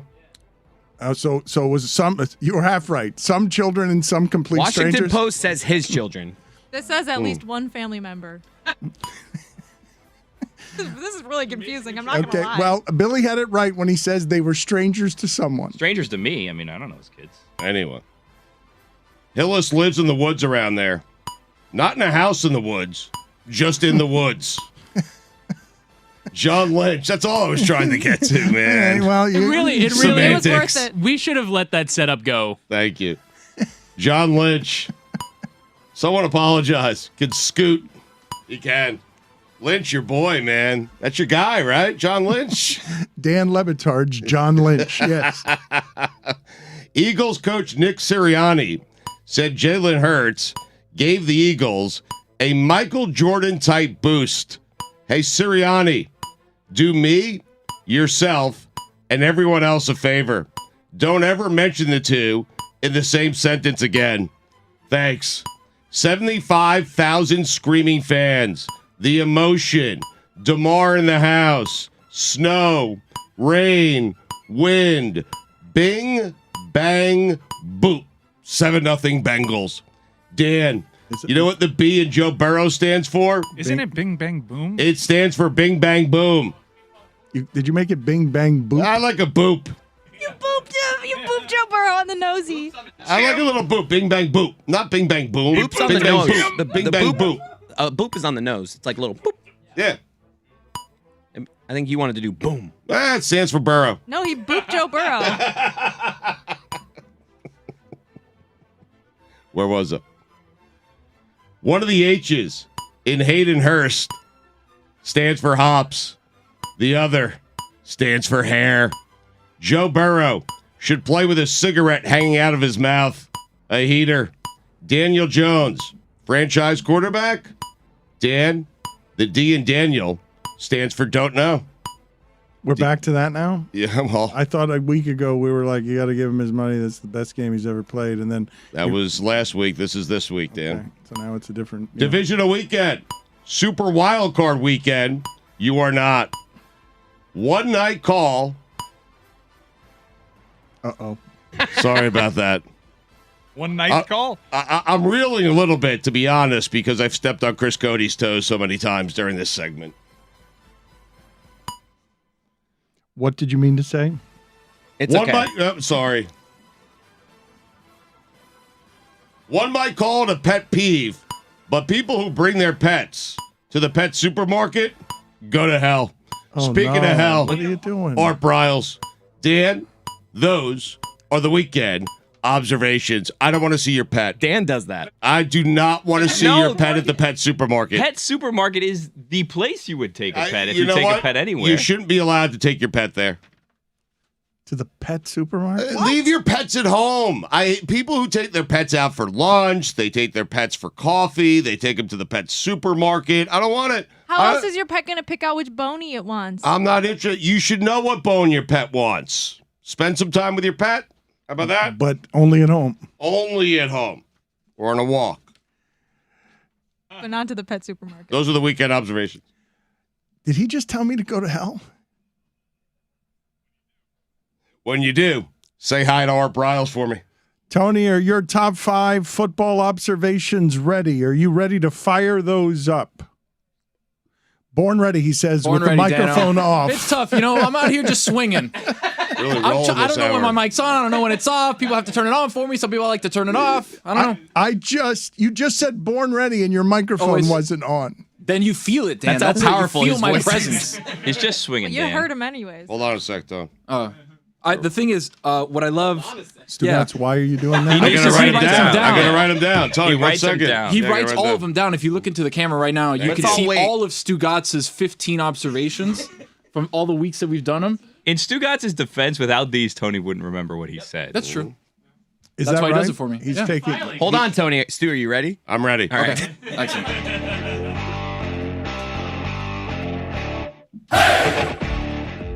Another week, another new sponsor. Tony's top 5 is just racking up the sponsorships. This week, a couple new ones. You ready? Well, wait. Last week it was the haters. Who? What was it? last year was Ñoca Barato, the haters. Last week, Ñoca Barato, the haters, and Duval County. And this week? This week, it's El Rey de la Frita, La Carreta. The haters, of course, they sponsor every week. I love the haters. They're a primetime sponsor. And a new sponsor, very exciting. GG's every Monday at 7 p.m. on the Le Batard Show Twitch. Wow, you asked GG's? It's a game. Fuck. All right, go sit in the penalty box. No, come Go on, sit in the penalty box. Come on. He's gonna play video games on Twitch. I'm playing video games on Twitch. It's my own show. Who's doing this? You gave yourself. It's my own show, yeah. You created it for yourself. I play Madden on Twitch on Mondays, 7 p.m. And then he beats you and he says GG. Yeah, that's right. Tony, go sit in the penalty box. Number 5. You petered in. No, but I got stuck. I got stuck. That's what happened. Petered in. Guess he picked a knife fight with somebody better. Just go to the penalty box. Do we want number 5? No, we will come back to this. You will. Maybe not, but No, you will come go on. right now to the penalty box. I am Billy said he dying. wasn't gonna bully me anymore. I haven't, and No you're one bullying bullied you. yourself. Yeah, Tony, you're falling Dan's apart. bullying I'm me. doing it for your own good. I need you to gather yourself and start again. Drink and some water. Get your confidence back. I want to talk to you about El Rey de las Fritas. De los fritos. Pills I'm taking, Dan. That's a whole nother Dan, thing. it's the caffeine pills I'm taking. They got me a little wired. All right, Billy.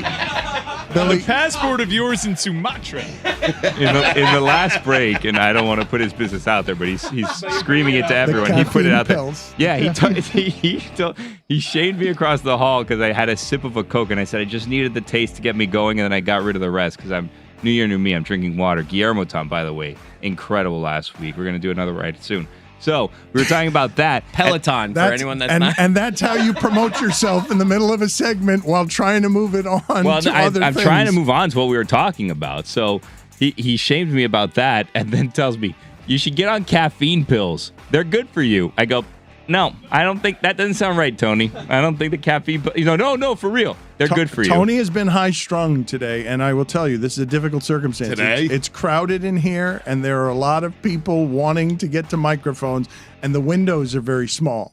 And so he was talking very fast, and it wasn't the caffeine pills, but it could have also been the caffeine pills. What's the funniest thing someone can do while saying "New Year, New Me"? Because I think I saw it this morning when Chris Cody walked into the studio with a banana and goes, "New Year, New Me," and I said, "You're just eating a banana." It's February. Just a banana.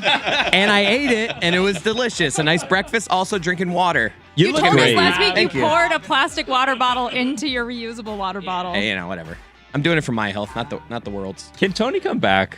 Yes, but I just want to hear his top 5. Yeah, but Billy, you're Hey. not about a week in Fiji. You're mean to him, Billy. You enjoy No such thing. Tony will tell you. No one pumps up Tony more than I do. That's right. Thank you. All right. But I knew you wouldn't miss the 50-year storm, Bodie. Let's turn. I thought you were going to say that nobody pumps Tony more than Tony. Well, Tony, Lewis, That's then true. all of Lewis's friends that he hired, and then Not me. true at all. What do you mean Lewis's friends that he hired? What does that mean? We Name got one. so many people here now. There's so many people. And they all grew up together. Yeah, it's weird. Let's start over. Start the music over. Go back. Go back to the beginning. Feeling good, Dan. And the caffeine pills, Slow they're down. not bad for you. As Slow Billy would say down. they're not. Back off, war child. Slow down. Should we start it local?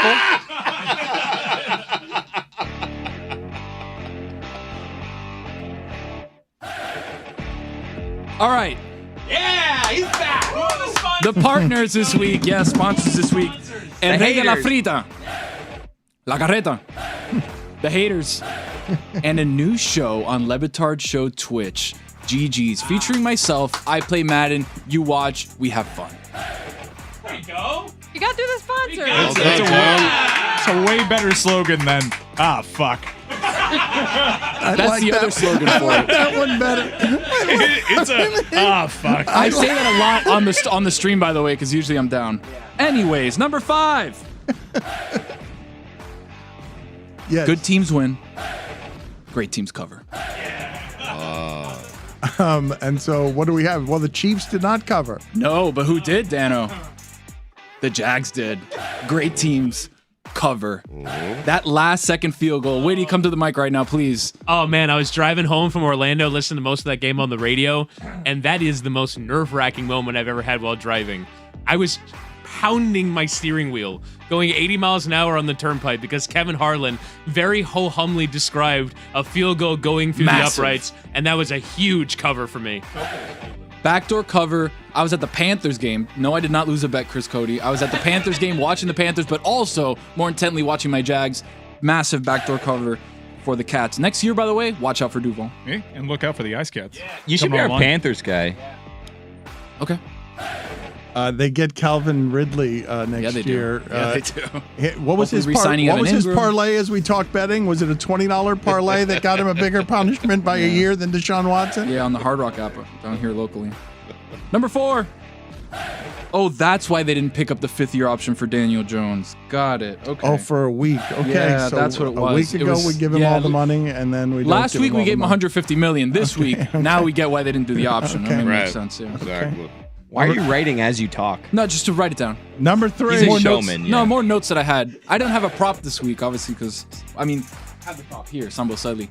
Okay, yes, But- because he covered for you on a Because he backdoor covered with for a you. field goal. Riley Patterson, my boy. Now you got it, Dan. Number 3, snow game. Joe Burrow. That throw that they had on social, incredible. Best thing of the weekend. Everyone loves that so much. We don't even know if anyone caught it. He makes doesn't that matter. throw Who 100 Dan, times. that doesn't matter. That doesn't matter. It's like when Okay. Steph Curry has that corner shot where he knows it's going in and then turns around to the opposition's best before it even goes in. We should try to recreate that this week with our video team. What, like the throw? Just a slow motion, like where Oh, I that's throw easy, something yeah. and then turn around all cool. I'm gonna do that. Video team, let's do that. You think you'll look just like that? I can pull it off. The snow machine. Go with yeah, an good. orange. You still have to throw an orange, by the way. I'm in recovery, but yes. I will. Whittingham, you also have to do a show from the bathtub. Number 2. Number 2. So that's the last play, huh? That was the last play? That's what we wanted to the do? Dallas- That last play? That was it? Are we sure? In the huddle, we're like, oh, this is it, right? Zeke's going to snap it, and then The lineman, we're going to throw it to Chris Turpin. Cody, what are you laughing about? He's right. Sorry. He's right. Like, this is it?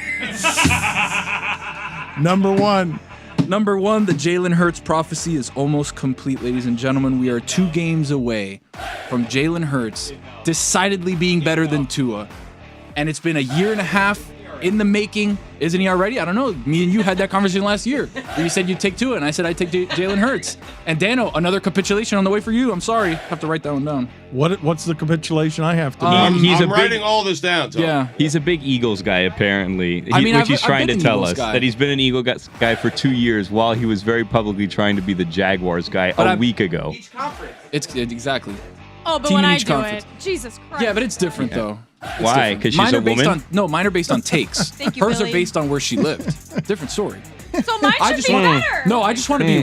Sounds like you're mansplaining sports to all of No, us. I'm just explaining what I feel. That's the segment. I like that. I like that segment. Mansplaining sports to us. I will by not be doing that Tony. one. Billy can have that lane, actually. Actually, Woody would have that lane better, yeah. Woody I owns agree that with one. Tony. Yeah. Thank you, Tony, Alliance. for your. I'm going to write that one down. Woody Dan just goes, capitulates. What am I capitulating about? Jalen Hurts. Last What- year you okay. said he wasn't good. But It's almost complete then. Yeah, the Tony's prophecy's always almost writing complete. during this. I need to be writing, Dan. You know, as a writer, Dan, you just sometimes ideas come and you just have to write just them down. 2 writers. cutting it up. Exactly. Thank you, Tony. Thank you, Dano. Weird show. Do you think? Did you guys see the reporting that suggested that the pipes in the Giants hotel had been broken on purpose so that the Giants couldn't have running water in their hotel before playing against the Eagles? Who did that? Is that a coincidence? I or don't was know, it- but that's playoff football, Dan. Maybe they accidentally put the grease inside the pipes in Philadelphia before That's why the you play game. for home field, man. Get him in your city. That's playoff football. I mean, it was said that Utah once food poisoned Michael Jordan for all that sneaker commercial did as a documentary. It did not actually tell us what the truth of that night was, which is not said to be the food poisoning. That's playoff football, Stugotz. Turning off the how much of an inconvenience is it really that they have to shower at in the locker room? Well, not having a sink would be kind of shitty. How do you brush your teeth? That's a good point. Or wash your face? Mm-hmm. Or wash your hands? It's one of those things where you don't realize how fundamental a part of your life running water is until you don't have it. It's sort of like I fractured my thumb when I was in middle school, and you don't realize the number of different things that, like, not having a thumb is pretty bad. And it's just like everything about your life completely changes I feel because like you we don't have do, a thumb. but I feel like we do realize that. You don't. No, I swear. No, you don't. You don't. What separates us from the animals? No, you don't. And you don't. You do not realize the number of different ways that not having a single thumb will ruin your life. I'd like a top 5 list of the Yes. most difficult things to do without a thumb. Yes. All right, I'm on it. All right, good. Well, Oh. I feel like people do realize that not having running water is actually really bad. Get bottled water. I mean, Everyone right now, pretend like you're grabbing a steering wheel without a thumb. And put it on the Like, pole. I know it seems easy, but that thumb underneath is a game changer. Put it on the pole, Guillermo. Grabbing, like, without the thumb there, you're just like this, like, gnawing at, like, put you it in need to the use top your 5. wrist. Put it I don't on the poll. Sorry, at LeBatard Show. I want to know which you think we notice less if we don't have running water or we don't have a thumb. I think telling people on an aircraft carrier you're ready to take off is the hardest. I feel like the ring finger is the least important finger. They're all pretty important, I think. But if you had to lose a finger, the pinky. No, Oh, the like pinky. those, I'm So telling much of you, your strength. I Really? have you a don't want messed to up use the pinky. outside ones. One of the middle ones. One of the middle 3's got to go. Take it from somebody that has a messed up pinky. The thing rears its ugly head so many times. It's a massive inconvenience. I having got a another gnarled one. finger. Gesturing to America that the mission has been accomplished. You guys think the middle finger is I don't know which one I would have to lose. I don't think I know. Are you saying the pinky's overrated or underrated? I think they're all properly rated. Properly rated. Jess is like, I can't insult my fingers. I don't want to tell which one is least I need important. them all to braid my hair into a sock before bedtime. Same. Can't scroll through TikTok without a thumb. I'm gonna have thumb arthritis by the time I'm like 29. Also, the pinky, like holding the phone up. The pinky too. I guess I could do ring finger. You could do this. I have a pop socket. It helps me hold up the phone with my middle finger. So the middle finger is super important. And then the ring finger kind of rests underneath it. The ring finger's it can go. The pinky goes underneath the phone, and then the thumb to scroll. I use my thumbs for texting. Guillermo, go ahead and put all 5 options on the poll. You have to lose a finger. Choose one. You're going to put the aircraft carrier one on there? Whittingham, are you ready to do the top 5 things that you're not quite ready to do? Things that are hard to do without a thumb. Why do you guys hate Collinsworth so much? I don't get that. I really don't. It's because he's been on television for 20 years and like overly excited about what's happening. I love football, man. Like that sort of voice. I get sort of being tired of it, but he is so what is happening? Something's going on.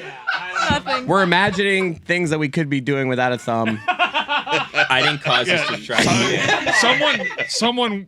Someone said jack off, and I was like, I'd find a way. Sounds like a Chris comment. No. Witty. You were saying, Witty? He's incredibly perceptive. He knows he like if the left tackle was the most important part of the play, he highlights the left tackle.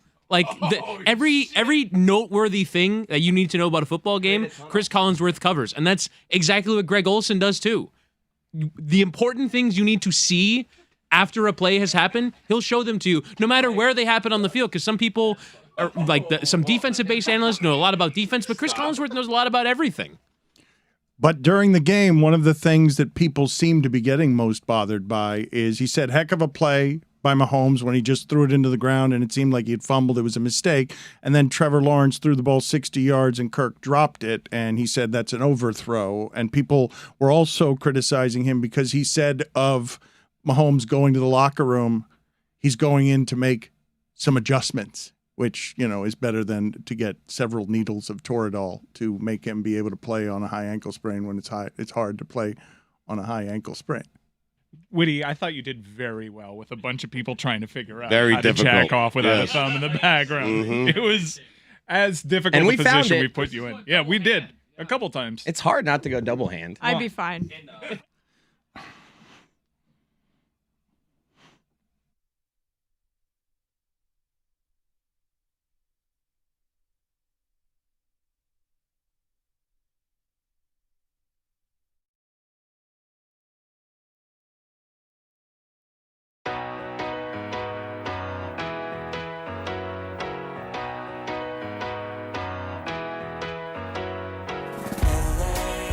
I'll spend all night out in Venice, then make castles in the sand.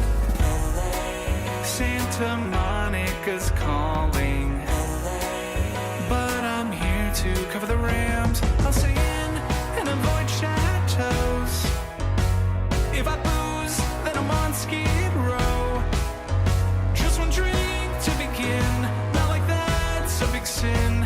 Just one beer, then we're gonna go to the Super Bowl. Now, Mike, we're here to cover the big game. It's a time to be professional and avoid all the temptations the City of Angels may have to offer. Ain't that right, Jess and Kate? That's right.